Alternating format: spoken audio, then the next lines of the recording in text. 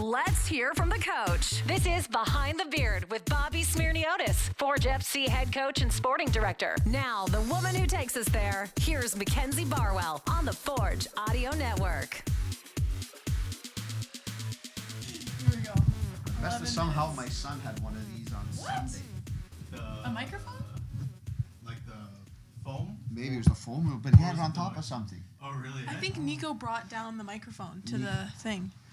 So I wouldn't be No, surprised. it was on Sunday when there was the tournament. Yes. Oh, yeah, that's what I'm talking about. Yeah, because at one point he was running around talking to me and he had this in his hand. And I'm like, What? I never asked him. I figured it out later. You know when you see something but you're not paying attention and then it's like, why Then did you have later, that? you're like, hold on. Yeah, what was going on? Two worlds colliding. All right. Your son on Behind the Beard. Okay, week 23. Yes. Here we go. No chance, 22. Week 23 for sure. Is it? Do All you right. wanna- Come on. You're going to have to edit it. Yeah, true. Okay, if it's wrong, then it's wrong. I only do one take. True. Okay, how was your Thanksgiving? I know you had practice yesterday, so not necessarily the longest weekend, but still. No, it's been a busy weekend. We just had Thanksgiving lunch here today. Oh, did you? With the team, yeah. Nice.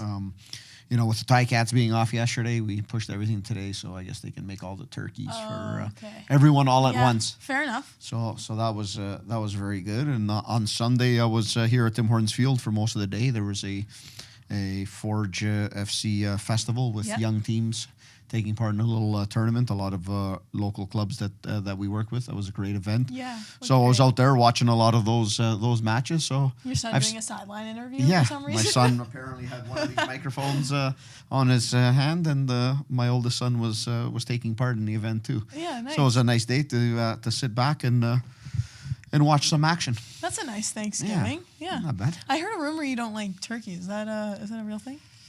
That is a little bit of a real thing. What the heck is up with that? What did you eat for lunch today then? Turkey. Well, it was there. So Gotta have some. okay, that's fair. Not my preferred choice. That's crazy. So what's, in your opinion, best part of a Thanksgiving meal? Because to me, it's like, the stuffing, the mashed potatoes, the turkey. But if you don't like the turkey, then it's like, what? The prime rib. Oh, prime rib. Yeah. I don't think I've ever had that for No? Thanksgiving before. That's what I had yesterday. Oh, Yes. okay, nice. Right. Is it like in addition to turkey, or is it Well, just? I think turkey is in addition to the prime rib. Oh, okay. The prime rib is like the main. Yes, that's the main The thing. dish. Yes. Okay, that's fair. I guess. Noah, I was talking to Noah this morning. There's He- always a turkey involved. Of course. Always. Of course. But great for sandwiches. Turkey. Turkey's great for a club sandwich. Not on its own, though? No. I was going to say Noah got defensive this morning because he said smoked turkey is good. He said everyone's complaining about turkey being dry, but smoked turkey is good. So, Well, that was his first time having it, so somebody tried it differently, and oh, okay. we had there that you go. discussion yesterday. Oh, yeah. Did you really? Yes. Was there Turkey was on topic. Was there anyone else on your side? A few people, yeah. That's shocking to me. Yeah. Corey, can you please chime in? Here's a question. And I heard this recently. You go to restaurants? Yeah, Who has turkey on the menu? that's true. Not many. Okay. Honestly, I stand corrected. Okay. See, making you think. Yeah, you are. It makes sense. Yeah, because it's like there's Any nothing type special. of restaurant. You go to a high-end restaurant. But, chicken. Okay. Now we're getting really Yeah. into it. Chicken and turkey. What's the difference? I'm sorry. Turkey's dry. So is chicken. No. You cook chicken. No. This is crazy. Apparently, this is a show about FC. Let's get into the topics today. First, Yes. let's talk about this weekend. When do you guys travel to Calgary? Thursday. And then do you train still in the morning? Yeah, we'll train here on Thursday, and then we'll leave in the evening Oh, okay. to get in late Thursday evening, and then we got the whole day Friday ahead of us. Nice. And we'll have a training session out there just to see the condition of the pitch. Obviously, when going to play in places like Calgary and Halifax, yeah. you want to be able to step on the pitch a little bit with the grass, and at this time of the year, just with weather conditions and different things, and it's a different surface. So you know. Cavalry is also grass. Grass, Didn't yes. realize. Okay, gotcha. And then is it one of those things where you leave right after again on Saturday night? I believe our travel plans will be leaving late night on Saturday. Yeah. Oh, okay. That's fun times. So you're either sleeping in a hotel or Yeah, I guess you don't. you're really in your wanna bed stay first thing in the morning. there. Yeah. My next question would be with regards to these next couple days of training. Is there anything that you're taking from that match against Atletico? What's the focus, or what are some things that you're reinforcing ahead of this weekend? I think the biggest thing is the focus goes strictly to the opponent that we have in front of us. The game this past weekend, it's an interesting one because you're not only playing the game, but you're also playing the result very closely. And, knowing what was going on in the other game, we knew we needed certain scores. Yes, of course, we wanted to win. And we created a lot of opportunities in that match to do it. It's unfortunate we go down, and then you just got to be careful, because you're playing fine margins. So you want to go after the goal, but you want to make sure that you don't give up that second one that could have cost us in that game. So it's an interesting game from that aspect. So you take the positives because we did create a lot, we did a lot, and then you take a little bit of parts of the game where we need to be better. But the biggest focus just switches because nobody remembers what happens in the past when it comes to the playoffs.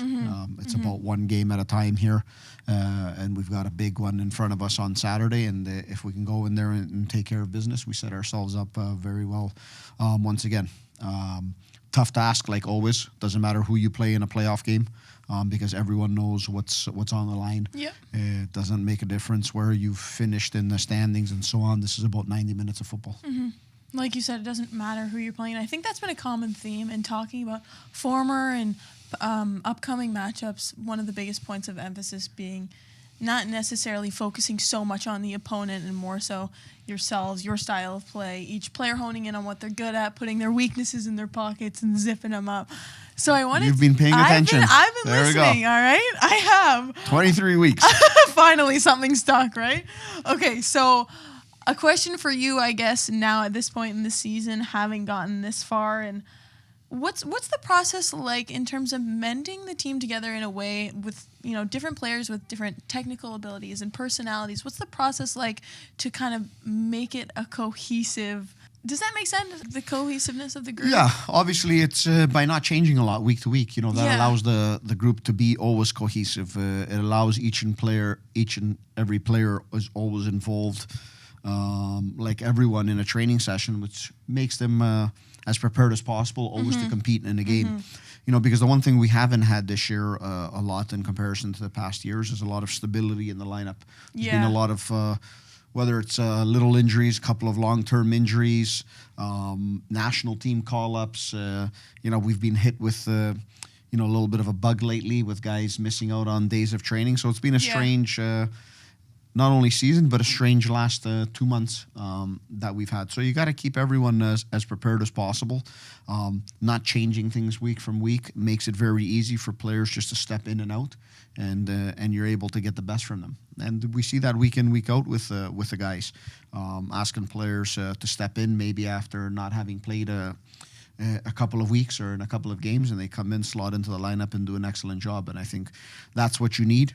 That's what you need when you go into these games, because I always say that sometimes there's the unlikely heroes when it comes to these matches, and we've seen that before with our teams. So we need everyone prepared. Like you said, not having the most stability in terms of the lineup, but looking at these past couple seasons, you still have those core guys who have so much experience in the playoffs and having success in the playoffs. So what kind of advantage do you think that gives you guys going into the end of this season? Yeah, I think it gives a good confidence amongst the group. The players are able to draw on their experiences, and that's important because experiences usually mold what you're doing in the future, whether you're on the field or off the field. But it's also the one thing we talk about. It's we all have contracts as professionals. One thing we don't have a contract with is trophies. So that comes through hard work. So we need to use those experiences, but not also just rely on them. Saying if we've done it before, of course we're going to do it again. Yeah. Because that can boomerang and go the wrong way on you. So you always want to build off of them. It gives you a lot of confidence going into these games in knowing what's at stake. Knowing playing risk-free is very important, and just being as aggressive as possible, whether you're on the ball or off the ball. And I think that's one thing this group and our core group has learned over the years. Yeah. knowing what's at stake, we've got 2 CONCACAF spots up for grabs in the CPL, the first already being given to the regular season winners, Cavalry, and now obviously whichever team takes home this North Star Cup. So is it fair to say, do you think, that even though the playoffs are an extension of the regular season, because of not only the format, but of course it's like they're knockout games at the end of the day, they're one-offs, so is it almost comparable to a cup competition? Like, is there an approach that changes, or? It depends on the context of cup. It's playoffs, like every other playoff situation. It's the beauty of our league. You know, you play through a season to find the champion in a playoff format, and that's what we're playing here. And yeah, it's from a cup level. It's because it's one and done. Right. You know, there's no playoff series where you're playing best 2 out of 3 or so on. But what you know is you've got 2 games in the best case scenario to be able to get yourself another trophy. And for us, what's been the most important thing for our club this year is to be able to put Forge back into the Champions League or the Champions Cup as of next year. You know, we've given ourselves a good opportunity of doing that, where we've finished and having this game on Saturday, because we know that could be one game that puts you into a final and gets you one step closer to the goal. Yeah. Because trophies is something we'll always chase and have, but a big desire of this group and the group going forward into next year is to be able to compete on the continental stage again. You know, it's one thing that we've missed this year after having won last season. Once again, it's that we missed out on that continental tournament this year because of the restructuring of CONCACAF and their events. I think it's something that was missing from the guys, and maybe that spark that we usually had from that tournament, you know, maybe took away a little bit from what we were doing in the season as well. So we know its importance, and we want to make sure we try and do it again for ourselves, for the team, and obviously for our supporters. Yeah, well, obviously you've been involved in that in previous years, so you could probably tell the difference that it makes coming into a season when you don't have it. But anyways, I mentioned I talked to Noah earlier today, and he and I were talking about the formatting of playoffs and just the reality of you win, you go on, you lose, and in your situation, you have another opportunity to play the winner of 3, 4, 5, but that's not really the focus here.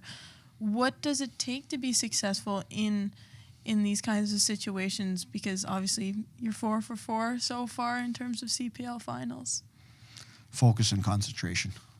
You know, everything else is, we can talk about the tactics and we do a very good job at that, but in the end it's focus and concentration on all the little things in a match. Because, you know, what'll become important in these games are the throw-ins, the quick free kicks, and all of those things where there can be a lower level of concentration. You know, that moment as a team where you go and try and breathe for a few seconds, those can be crucial in you finding the opponent in a level of low concentration, lapse of judgment, or them finding you in that situation. And we've seen that year after year in these big games, and I think that's what makes the biggest difference. Do you think it's fair to say, too, that like sometimes these games can get cagey just because there is so much on the line? More teams can tend to be hesitant and wait for the opposition to make a mistake? Yeah, 100%. You know, you go into this game on Saturday, and we're a team with a lot of confidence in these games. We're going on the road to play. Sometimes there's a lot of pressure on the home team. Yeah. To be able to try and make sure they win that game in front of their home crowd. It's not something you like to do in a playoff situation, especially playing against Forge. So there's a different, mental component that goes into it, and that usually drives the game into being something of a little bit of a stalemate. Now, that could be different, and it all depends on each team's tactics, whether they decide to be an aggressive team, whether they decide to sit a little bit lower, or whether we decide to sit a little bit lower or be more aggressive. And that's the beauty of these games. It's that you've played each other 4 times already in the season, and you may see something totally different in this game coming up. Yeah, that's true. My brain. Anything can happen. Stressed there, Mackenzie. I'm stressed. I'm not gonna lie. I need to be composed. I'm composed. Okay, so what? We got two more days until you're off on the plane. Okay, because you like the window seat, right? No. No, aisles. you like the aisle seat. Aisles. And you don't sleep either on the flight. Ever. This is just so weird for that. Sorry, it's true. Who knows a guy who would prefer the aisle seat and also doesn't sleep? Okay. Corey, wow, behind the camera. I'm losing 2-1. Yeah. You prefer the aisle seat? Yeah. What are you gonna do in the window? You need to get up. Look out. You need to tap 2 people on their shoulder. They're sleeping. You need to wedge yourself through. Yeah. I would just. You're in the prefer, aisle. you know. I don't sleep, so I can get up 10 times. Yeah. Somebody wants to Okay. get Fine. up, Sit down. What do the guys do on the plane ride? Sleep. Yeah, exactly. Right. Most of them are knocked out the whole time. Really? Yeah. I don't think I can. Watch movies, Yeah. but a lot of them sleep. On the longer ones, they're out. Since I don't sleep, I usually can get up watch- once or twice. I'll walk up and down the aisle, and they sleep. Go for your normal laps Yes. around the plane. Yes. Okay, well, enjoy that. I'll be thinking about you while you get hit by people walking down the Yeah. aisle. Not the most enjoyable when you're not sleeping in No. an uncomfortable No. seat, but You're doing this to yourself. how does he get more comfortable in the window? You can, like... Could cause a against problem that. to my neck for 4 yeah, hours. that's true. All right. Week 24 next week. We'll Sounds call good. it there. This has been Behind the Beard with Mackenzie Barwell and Bobby Smyrniotis. If you like what you heard, please like, follow, subscribe, comment, and share.